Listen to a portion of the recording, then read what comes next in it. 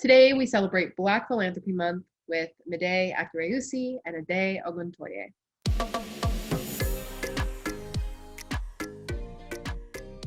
Hi, and welcome to Driven's Fundraising Superheroes podcast. You will recognize me as your host, Sabrina Chifente. And as you know, Driven is an innovator in nonprofit technology. We are passionate about your data, and we want to help you get the most from it. So if you want to unlock your true fundraising potential, please give us a visit at trustdriven.com to learn more. August is Black Philanthropy Month.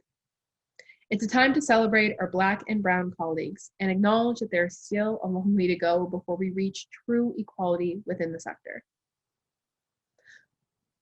Part of that means having open and honest conversations about how race plays into people's perception of others. We need to listen to our colleagues, understand their struggles, and actively work towards making change. You may remember Mide Akerewusi. He is the founder of AgentsC and has been on the podcast before. He joins us today to talk about the Giving Black Conference, a free event taking place August 12th. It's a global conference focused on transformative Black philanthropy, and it talks about the power that Black philanthropists have and how they can change the world. Joining him as well is Ade Oguntoye. He is the co-founder of The Imperative. It's a fund dedicated to the wealth, health, and connectiveness of Black people. He will be joining the day and speaking at the Giving Black Conference, along with some amazing fundraisers from around the world. So thank you both for joining me today. Thank you for having us. Thanks. Pleasure. So can you take a minute to explain what Black philanthropy means to both of you and how the idea for the Giving Black Conference came to be? Well, I'll say that the idea of Black philanthropy is not a mystical thing. I think a lot of times we have made it into something bigger than it is. Black people have been giving to other people for centuries, in time memoriam, and even presently, lots of studies show that Black people give a disproportionate amount of their income towards helping other people.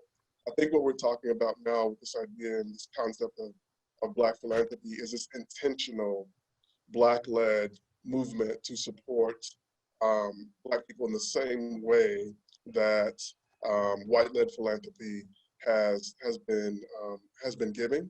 And so I think that that's kind of the difference now, is that there's this intentional push to both demand resources and to control resources to support Black people in ways that would lead towards different outcomes than we've had in the past.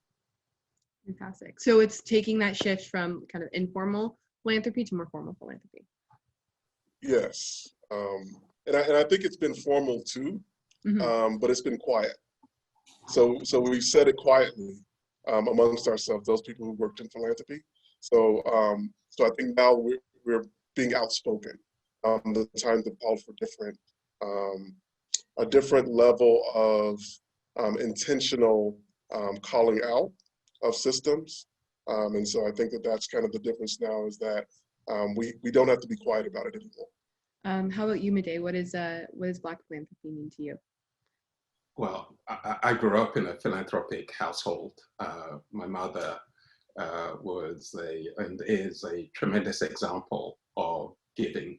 And I write in The Duality of Giving, how me being able to observe the way she gives has really opened my eyes to how more generally Black people engage in the act of giving, and why. And the way that we engage in the act of giving is by understanding the needs of our community and those closest to us.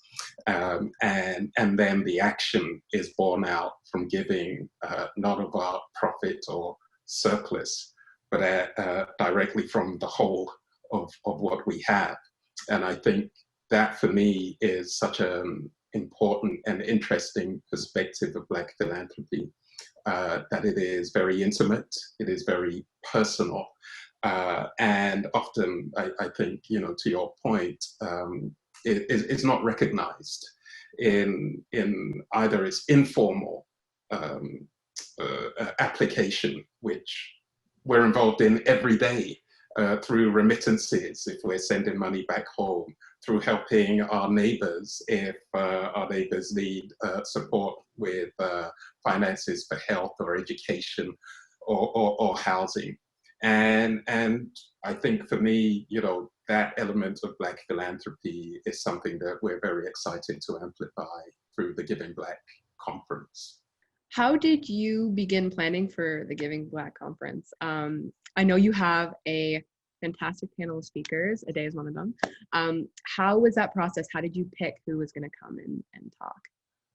You know, when I sit back and think about the conference, I realize actually that this has probably been something like 30 years in the making.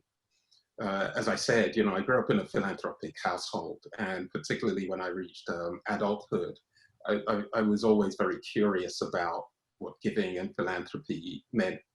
Yes, within the context of me being a Black African, but also in the more general context that I was born and raised in London, England, and then my professional career started off as a professional fundraiser. So I've always, I feel, been involved in philanthropy, and always also thought about, well, what do Black people of African descent have to say about philanthropy? Because in all of the philanthropic books, you know, we tend to see white male leaders of industry as the epitome of philanthropic activity. And I knew that my experience was quite the opposite, that I saw Black female people who were not tremendously wealthy at all, but just amazingly generous with their giving. And so I think from probably about 30 years ago, I've been asking questions around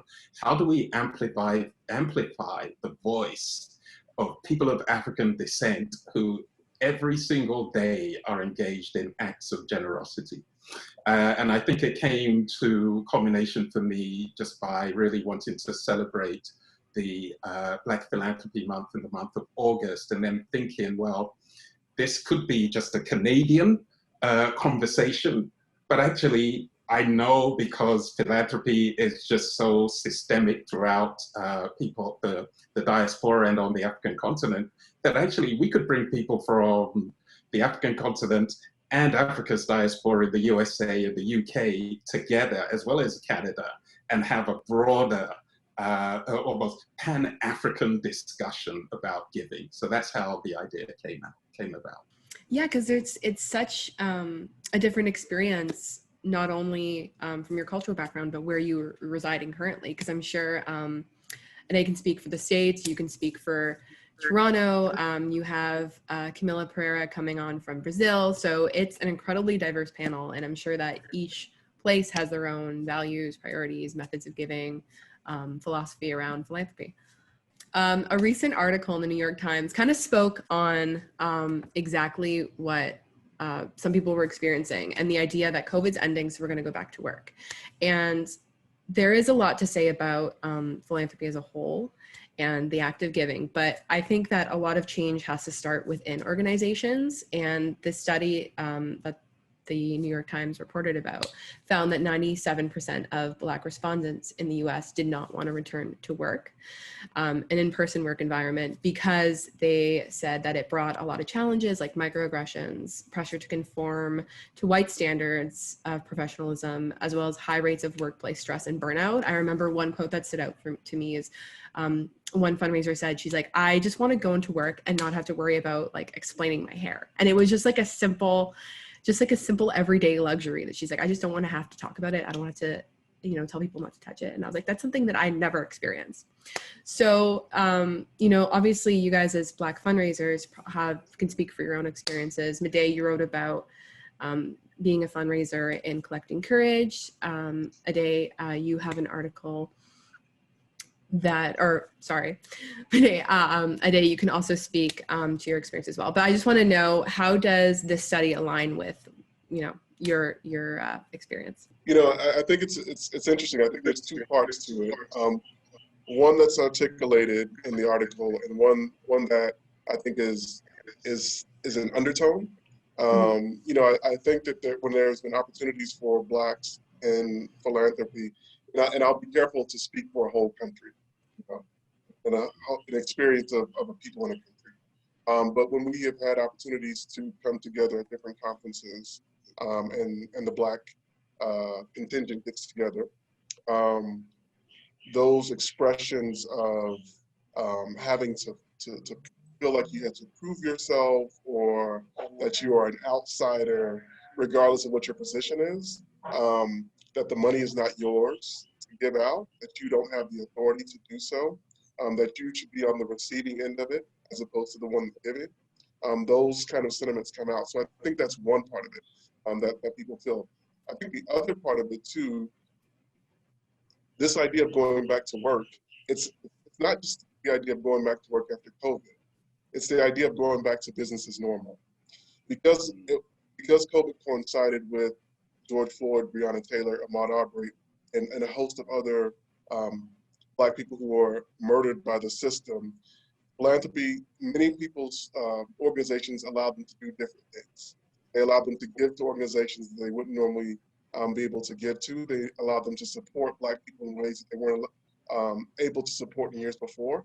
So I think it's not just going back into the office for the, and experiencing the microaggressions, going back into the office and being railroaded into doing business as normal, into giving to the same places.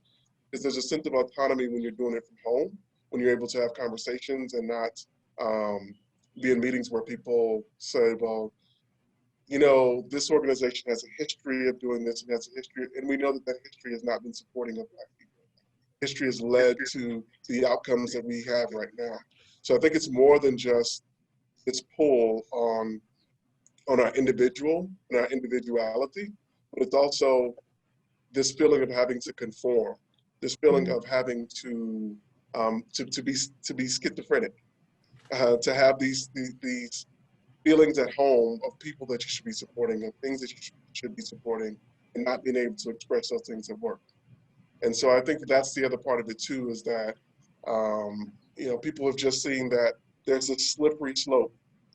In July, there was like a 70% support for Black Lives Matter. By August, it had gone down under 50%. Now it's lower than it was pre-pandemic levels. So there's this thought that it's going to go back to the way that it was. And so I think that's the fear of going back into the office, is going back into putting on those same clothes that we wore before the pandemic started. Because how can you, in my perspective anyways, I feel like you can. I feel like the last year has been so transformative that to ignore it is almost ridiculous, So Mide, I'll let you answer the question, and then I would love to hear on some of the ways that organizations can combat that return to normalcy.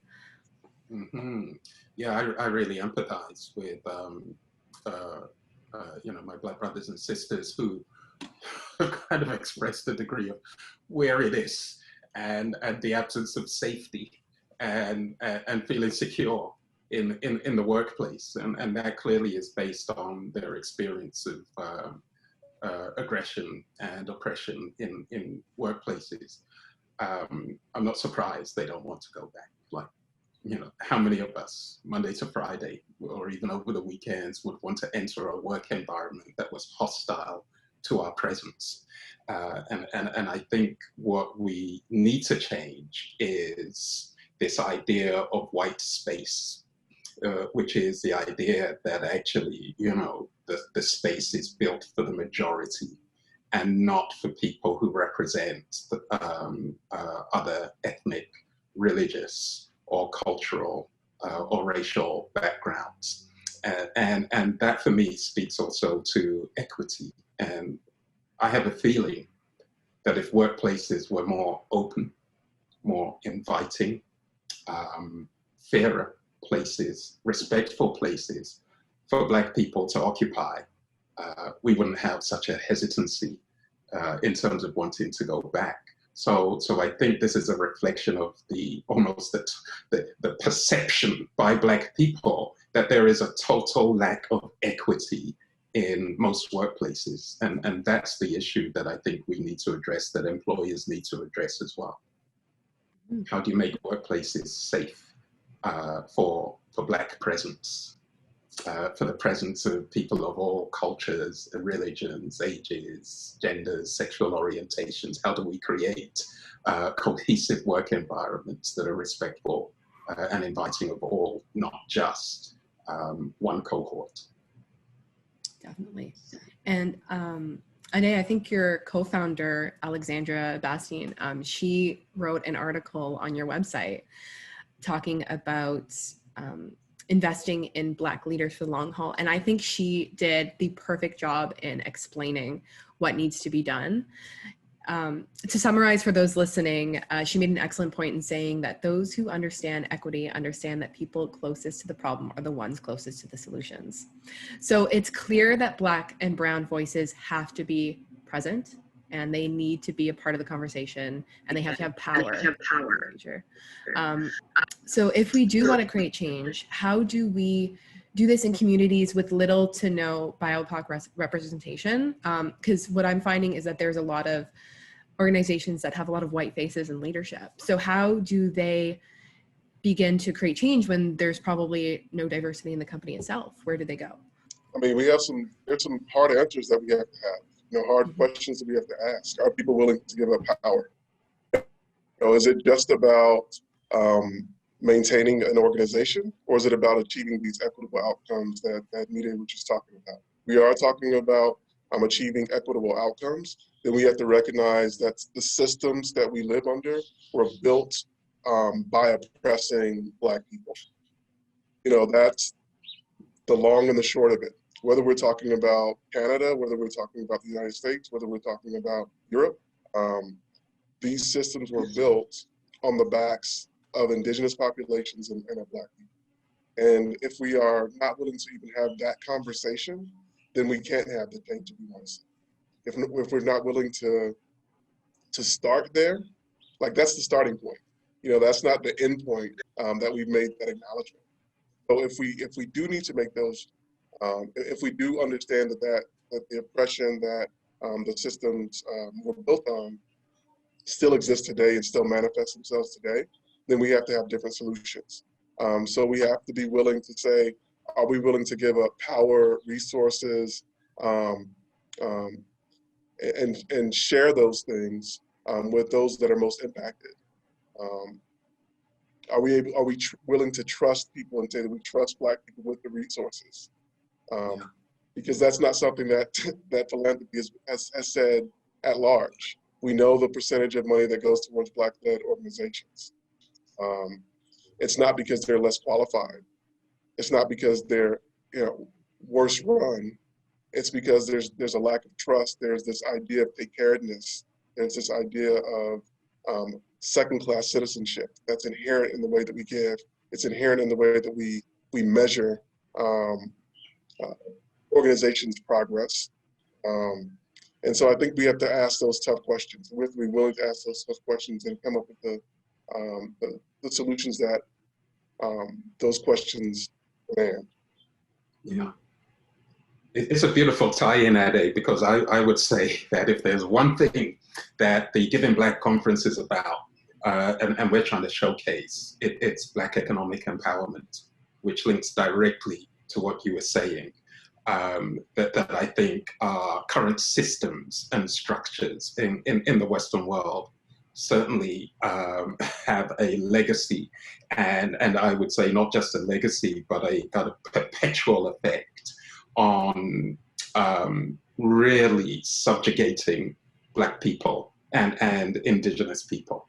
And that is an intentional practice that has been happening for centuries. I want to go further back though. It's shocking and surprising, and some people may not like this comment, but it is one that I fundamentally believe is true. I don't even think in the 21st century, after all we have been through over the last year and a bit, that people are even completely convinced and in alignment that there should be equity between Black people and white people. It's a philosophical argument, a philosophical issue. And my hunch is that For many in the white majority, they haven't yet crossed or addressed that issue of what equality really, really means, that they are equal to Black people, to Indigenous people. If we can't even win that philosophical debate as a society, it poses risk to our entire generation, as it has posed risk to generations for centuries before. That's where the conversation needs to start. Just a point of correction. You said White people were the majority. They're the global minority. Correct. There we go. I mean, and we Yeah. don't. And I don't say that. Yeah, and I don't say that to to belittle or to but it is the truth. So I think that's one of the things that becomes the first casualty of seeking justice is the truth. And so if we phrase it that the majority of people are being oppressed by a minority, that puts it in a different context and it causes us to say that we need to do different things.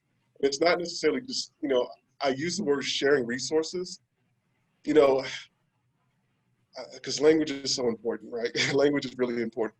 It's not even really about sharing resources. It's allowing people to use resources that are right there. We talk about communities, Black communities being poor communities. They're not poor communities. Africa is not a poor continent. It's very, it's resource rich. And the places that we live are usually not poor. They're just preyed upon. The resources are extracted. So I think that's the other piece of it too, is that if we are allowed to all be free, then everyone will benefit from it. That is, we have to, often when we think about this, I talk about the institutional take care of this. It's this thought that poor Blacks have to be helped by benevolent white people. That is the whole kind of concept of philanthropy, the love of man, the love of humans, and it is not accurate. We are not poor. Africa is not a poor continent. Black communities are not poor. They're resource rich. They're just preyed upon and resources are extracted from them. So when we change this dynamic in our language, then the solutions become much more clear and we see that what the outcome could be. So it is not that we have to take wealth from white people and give it to Black people for us to be for us to achieve equity.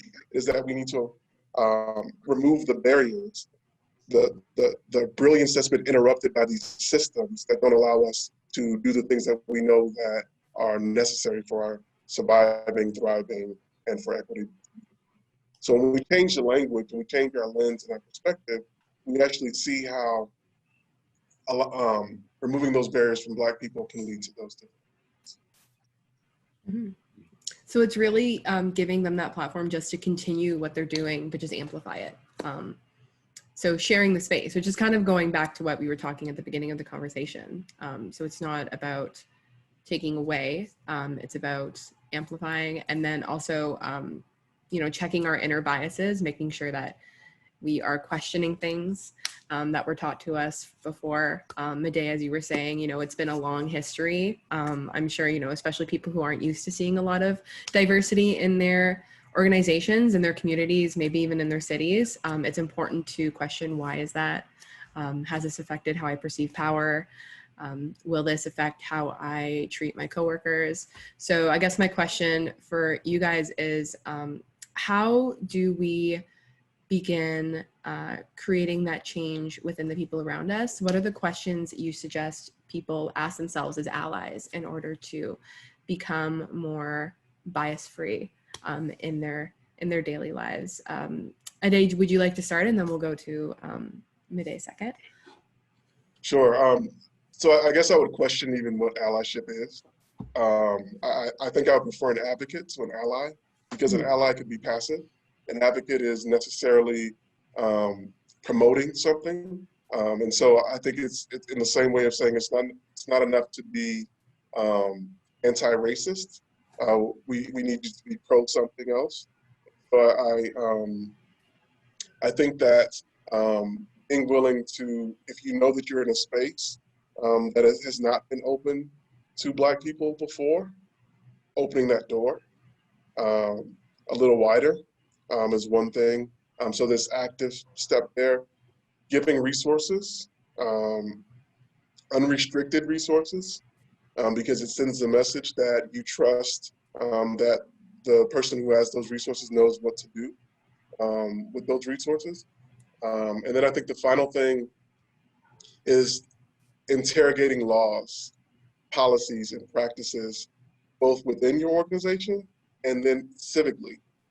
So it's all well and good to promote policies and give funding to policies, but then showing up at a school board meeting where practices are being made that exclude groups.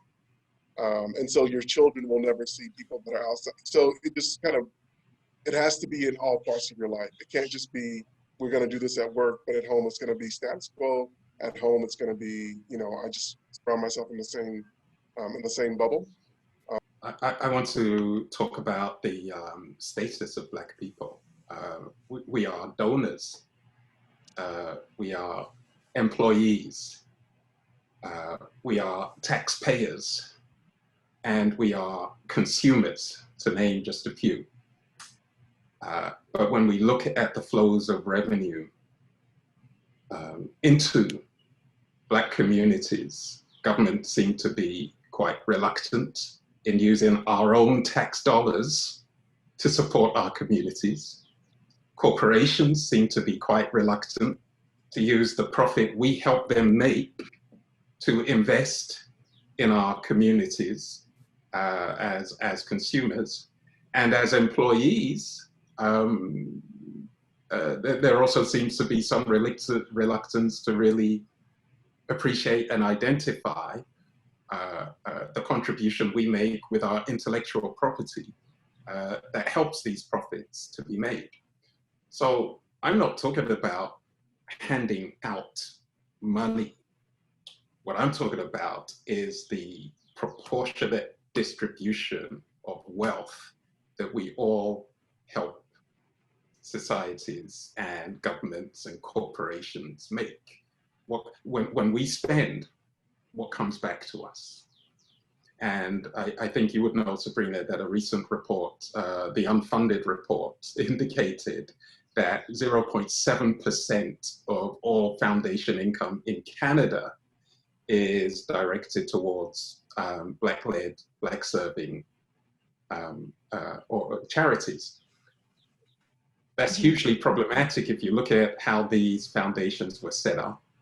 And it's hugely problematic if you consider the fact that we represent, in some areas, about 5% of the Canadian population. So there's a disparity between the economic power that we bring as Black people and the rewards, the distribution of the rewards that we receive. And all we're saying with a discussion around Black philanthropy is that, yes, we as Black people are involved in giving. However, we also identify the responsibility of government and institutions to give back what we have helped them make in a proportionate way. Now that you mentioned that, and I got instantly brought back to an article I read a while ago, and it was a while ago, so excuse my inaccuracy with these numbers, but the article basically explained that they were looking at grants that organizations were given. So they found that white-led grants, white-led organizations were often receiving upwards of like $100,000, whereas the Black-led organizations were receiving, I think it was about 50 grand less. And they're like, why is this? Because they have access to the same grants. Well, when they dove deeper into it, it was kind of exactly what Ade was saying in terms of resources. The communities that they're in don't have access to the same help that white communities have. So it's this bigger issue of, you know, do we start by fixing the communities? Do we start by having grants specific for Black-led organizations? Like, how do we get them to the same level in terms of like resources and assistance that these other organizations have. And that goes to Ade, who wrote a terrific blog post on healing-centered philanthropy. And I feel like that has in part to do with the answer to that question. Because it focuses around the trauma and the outside impact that things like lack of resources, trauma, all of that has on an individual. So it focuses on fixing the environment instead of just, healing one single person. So Ade, can you share more about this approach, the healing-centered philanthropy approach, and how this can be applied to organizations? Yeah, absolutely. And I think there's this trend towards trauma-informed care that has been a movement, I think, in the last decade or so. And that asks the question, or it answers the question, or it looks at what happened to an individual. So it asks, what happened to you? I mean, that's the way that a lot of philanthropy operates. A healing-centered approach asks the question, why did what happened to you happen to you? And so trauma-informed care, for example, or trauma-informed philanthropy would look at a school system and try and, let's say, close the educational achievement gap by putting in programs and policies that set funding restrictions without looking at what happened to the person before they came in, or what was going on with the person before they came into school. So was there lead in the water? Was there structural challenges that they had to go through before? So a lot of what philanthropy does is it allows people to survive within oppressive systems, survive better within oppressive systems. Healing-centered philanthropy says, no, actually a part of the healing is us actually addressing these inequities. And so philanthropy that looks to build movement, philanthropy that looks to support structural change, philanthropy that looks towards elevating those who've been oppressed and correcting those wrongs. That is kind of the difference between the way that traditional philanthropy has operated, this lens of segmenting. We're just going to be an educational philanthropy. We're just going to focus on health. We're just going to focus on these particular things and assume that if we fix this one thing, we've made the world better. When in actuality, in some cases, all we've asked people to do is to survive within the system that's still oppressing you and oppressing everyone else that you know. And so we're saying no more of that. We're saying that philanthropy needs to be a part of the healing. Philanthropy needs to be willing to address the history of taking 5% of the dollars from your endowment, and that other 95% could be doing way more harm than the help that you're doing. So we need to look at this thing holistically. And I would add to that I'm prompted to think about the roots of African philanthropy, which often is expressed through this sentiment of Ubuntu, which is the idea that I am because we are, right? We're one, we're a unit. And so it isn't from the perspective of them and us viewpoint, that, I'm rich, you're not, I'll give it to you, which we often see and which I think Ade is talking about. Part of what we're talking about in the conversation of Black philanthropy is how do we draw more from Ade's healing-centered philanthropy approach and anchor that in the entire conversation about philanthropy itself. We have much to learn from indigenous practices of giving. And quite often in our Western context, we look at those models as sometimes inferior or irrelevant. This conference, the Giving Black Conference, is going to bring that conversation right back to the center, which is how do we adopt this community-centered approach that looks at causality and then has far more, I would say, traditional and strategic responses to solving some of the challenges that we see. And I would say to creating new opportunities and new narratives that I'm very excited about and hopeful that will galvanize Black people people of African descent into thinking about how they can collectivize their giving for greater impact. Yeah, exactly. So I think that is the perfect place to end our conversation today. Thank you both for coming on and talking about your experiences and joining me and being on the show. Looking forward to you joining us at the conference on August the 12th, the Giving Black Conference taking place on August the 12th. And if you need further information, you can visit the AgentsC website on www.agentsc.ca. That's AGENTSC.ca. Thank you. And that is all for today's podcast. I would like to thank Mide and Ade for coming onto the show. I've linked both of their organizations in the description box. If you want to get in touch with them or learn more about their work, I highly recommend you go and look at their websites. They're doing amazing work. And if you want to register for the Giving Black Conference, you still have a lot of time. I have the registration link in the description box. Like I said in the intro, it's free.